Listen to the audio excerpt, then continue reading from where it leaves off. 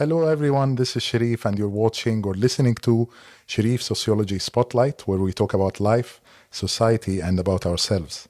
And today we are going to talk about obedience to authority. If we go back in time, way back in time, the very first example of seeing the consequences of failing to obey authority was probably Lucifer's descent into hell and Adam and Eve loss of paradise.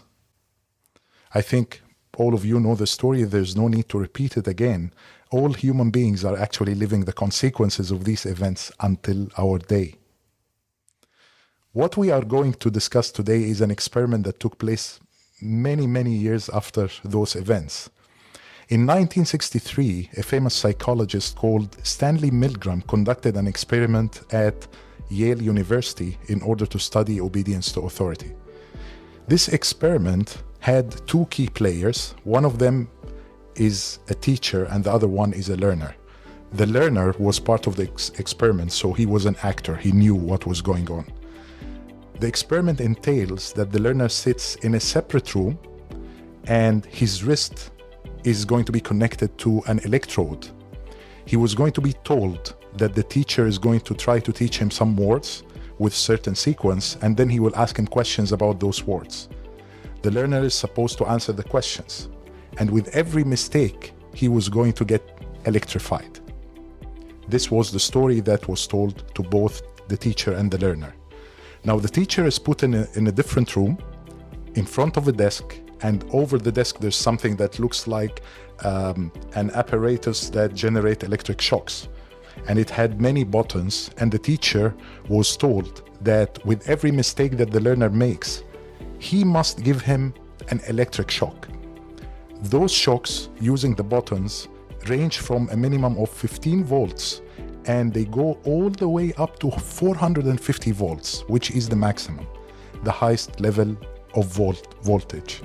So the experiment starts, and of course, the learner acts as if he's in pain, as if there is real electricity. And what happens is, every time the teacher uses the electric shock generator, the learner screams and asks him to stop. At the end of the experiment, Milgram found that the results were shocking. 65% of the teachers went all the way until they reached the maximum level and the highest level of voltages, which was 450 volts. They did not care that someone else in another room was in pain because of what they're doing. They did not care about the screams. They obeyed what they were told to do. Obedience to authority might stem from the fear of being punished if you don't obey. It could be because you are getting paid to do something, so you have to do it. That's part of it. Obedience to authority could be because of the fear of losing a job, losing a promotion. It could be any of those reasons, especially in a formal hierarchy or in a formal setup where superiority is entailed within a specific system that is very official. Sometimes obedience to authority is because of cultural aspects, especially with cultures that respect hierarchy very much. Take, for example, the Japanese culture. Many of you might know the story of the Japanese Lieutenant Hiro Onoda, who refused to surrender after the Second World War, and he spent 29 years in the jungle preparing to fight back, only because he was not told clearly by his superiors that he has to stop the fighting and the war was over. He found out only in 1974 that there's no war any longer. There's an important moral question that was asked by Plato, the great Greek philosopher, in his Greek mythology Antigone, about following commands and whether you should still follow if the commands conflict with conscience.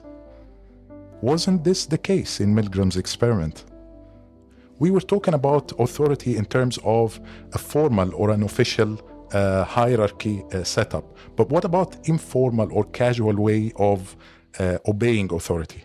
Sociology tells us about those who are called old heads.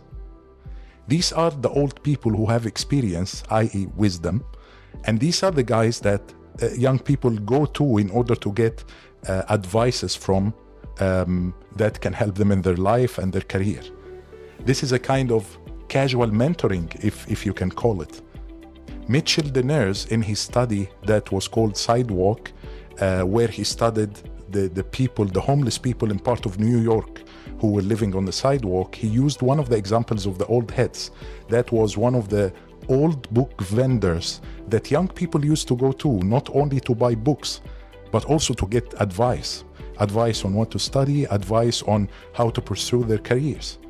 And this kind of informal mentoring used to work very well, because simply when this old head or this experienced guy used to give this kind of advice without a formal hierarchy, he was trying to help the kids, and he didn't have any expectations that they will have to follow what he's advising them. And because those young guys knew that they are not obliged to, and that the guy is not expecting anything from them, they felt that it is a genuine advice and the guy is really helping them, so they tend to take his advice. If you take the workplace, this kind of mentoring and this relationship with superior, and that leads to obedience to authority and everything that we're talking about, this is really going to be measured by the leadership skills or the people management skills of the managers or the supervisors. Sometimes people get confused between coaching and mentoring. Now, a coach is someone who would sit in front of you to ask you questions and get the answers from you and help you come up with a solution to a specific problem. It is normally a performance problem, for example. That's why the coach is normally, or most of the time, is your line manager. While a mentor is someone who sits beside you, both of you look at the same direction, which is the direction of your future career growth. The mentor is usually someone who is much older than you, with many years of experience, so he or she can give you the right advices in order to help you grow. The great American leadership expert Ken Blanchard, in one of his books, is actually giving the advice that you must choose a mentor who has values that match your own values. To what extent would you follow instructions from a superior?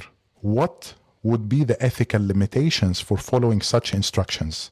What would you do if you receive instructions from an authority to do something that conflicts with your values? And that's where we leave you today, shining our spotlight on these questions.